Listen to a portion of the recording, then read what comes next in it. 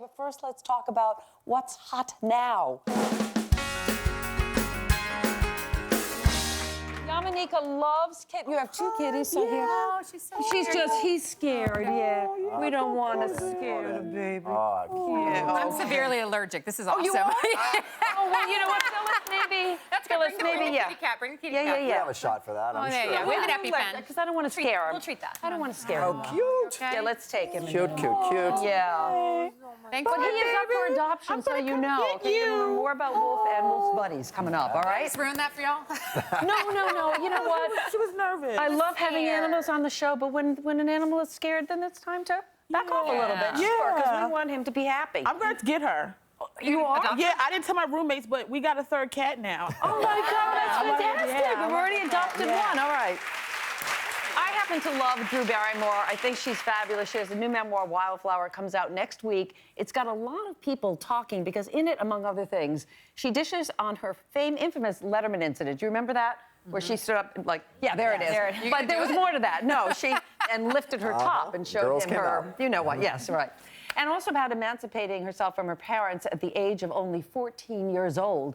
But she also discusses learning to forgive them. In the book, she writes, "My mother and father were both incapable of being parents, and I don't fault them for it. The truth is they gave me a great blueprint through their behavior of what not to do with my own kids." Raises the question, can you forgive someone for being a bad parent? Megan. I applaud Drew. Sometimes parents are not meant to be parents. We know that in life. There's some people that are not good parents.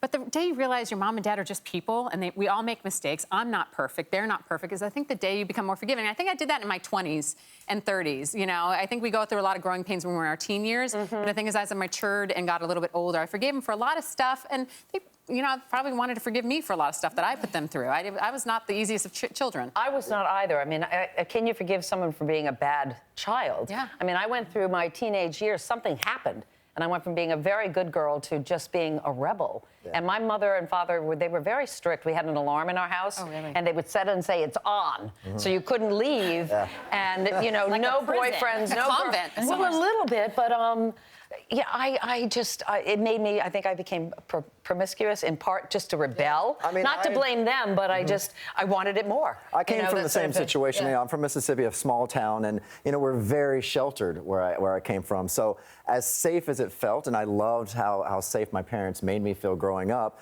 and I love them for that. But there's a lot of life that I just didn't know when I became an adult.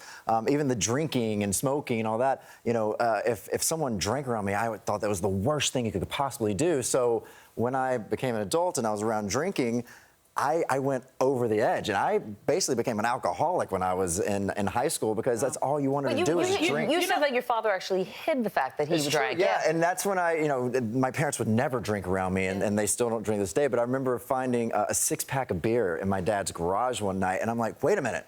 You're not supposed to drink, and that ruined every image I had of my parents. I'm like, are they lying to me? Well, here's the thing. We put parents up on pedestals, too, as children. We put our parents, they shouldn't fall from grace. Well, I don't think it's about parents at all. I think it's about you taking responsibility. I never looked at my parents in terms of what they did and should I emulate it or who I should be as a person. I learned very early on that you take responsibility for yourself. So that's what you should do, Yeah.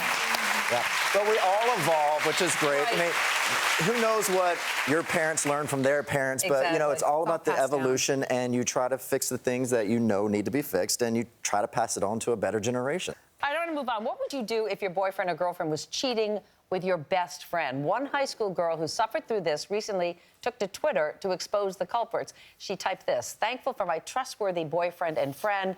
Glad you all had fun last night making out," and tweeted it out to the universe. Went viral, getting retweeted 46,000 times before she started to feel really bad because people were saying very ugly things about the boyfriend and the woman that he hooked up with, or whatever the expression is, and she deleted it herself. Yeah. But Liliana, did she handle it the right way? I mean, here's the thing. I have a very hot temper, and especially in a situation like that. I think in the moment, absolutely she had the right to do it. She was scorned by her best friend and her boyfriend. It's like a double whammy. So yes, but she did the right thing to take it down. Once it's out there, it's too late. I know, you but can't take it back. You can't take it back, but I think she took it down for herself. I don't blame her at all. It's your best friend and your boyfriend, and you catch them making out. What would you do instead? No, I'm trying to think of what I would do. Just be like, sorry. No, I mean, I would hope that, I don't even know. I'm sorry. I don't know. Okay. So you a little take bit. a key and you, who sings that? No, I would Slash do their that. I would tires? put their Yes, that I phone like. number on Oh, I love that. Craigslist. I Here's my would new sell their rule. clothes. I mean, I would do all kinds of things. What interests me is, I'm a comic always trying to promote myself. How did she get 46,000? I can't even get 12. That's the thing. It's happening to a lot of people. Look, I found out someone was cheating on me online, and I'm thankful for it. But he didn't need the public shaming of that. But I do have a new rule. If it was my best friend, I would immediately go to them. But I learned this from Kim Gravel. I would give them 3 days. I would go to that person that cheated and said, "You have 3 days to tell them, or I'm going to tell them." Wow, you're ready to drop that bomb? Yeah. You're ready to throw that grenade in there? I am. That was if good. it's my best friend, you're going to tell them, or I'm going to tell them. But you got 3 days to do it. Really? Yes. Have you ever, That's my you've deal. never done this? I didn't do the 3-day rule. That's my new rule. Okay, because that's I would the just new rule. immediately go to I my know, best that was friend. the other day. You're Cheat. playing with fire 72 too, hours. because you might go and say, I discovered this. Like if I found somebody was cheating, no, I don't even. I'm sorry to put that. Like, why did you pick me? But then if it all ends up fine and you're back with him, you're going to hate me. That's what's going to happen. You're going to be Awkward. you're going to be the bad guy. Yeah, you're going to be the bad guy. Sometimes that's okay because if you caught your listen, every relationship is different. People cheat for different reasons, but that's a hard relationship to be a part of. It's almost kind of a blessing in disguise if they decide to make you the bad guy because that's a lot of drama. If your friendship's not that strong, then you shouldn't be friends with them. All right, I want to move on. There is a new trend in the delivery room that definitely wasn't around when I gave birth to my kids.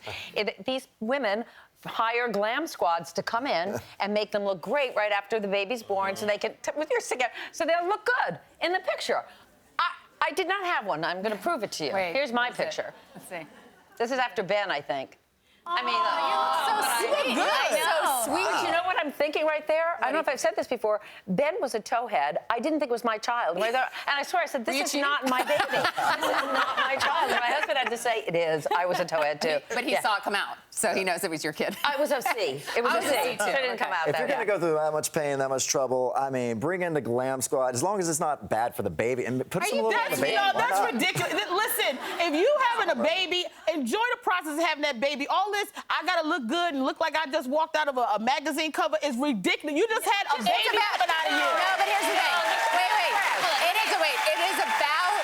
That picture lasts forever. It is about. Wedding photo. But here's the Forever. thing. When I had the 2 C-sections like you, I was so drugged up. I didn't know what end was up. I'm like, everything was oozing. I don't know what's going on down there. Exactly. It's about the baby. I was just happy. Look at that. I'm a hot mess. I'm like swollen and bloated. I'm like, it's the baby. It is about the baby, but I don't there's think Hudson. I don't think that glamming yourself up takes anything away from the baby. I know for a lot of women that spend time in hospitals. My grandmother passed away this January, and when she spent 2 weeks in the hospital, the only thing that made her feel good was to get her nails done and have her hairdresser come in and do her hair. So for a lot of women, you're in a situation that's uncomfortable. It's not fun to be in a hospital. I think that's a different circumstance I don't than having a think- baby. Why? A woman, it's not a different circumstance. It is a different. Absolutely If you're transitioning to the next part of your life and going on to heaven, No. that's one thing, It's about to a feel woman better. But to have a baby, no, it should be all about the baby. But it's a about a glam woman squad in finding there. her It's too many passion. girls. No, it's too I think you do what makes you feel Why is that so? I'm not with it. You know You what? come out here every day because you have hair, you have makeup, you This feel ain't good my about hair. yourself. Listen, at the end of the day.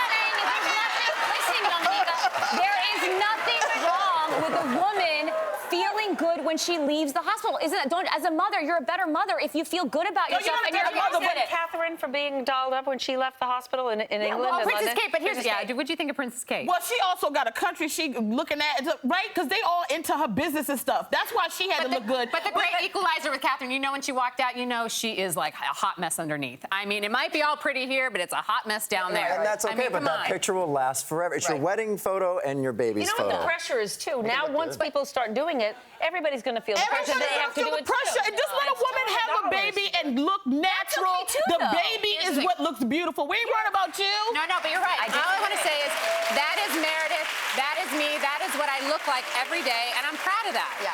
That's me. That's the real me, and that's the real you. That's and then you're rubbing it in now. That is the Sorry, that is us.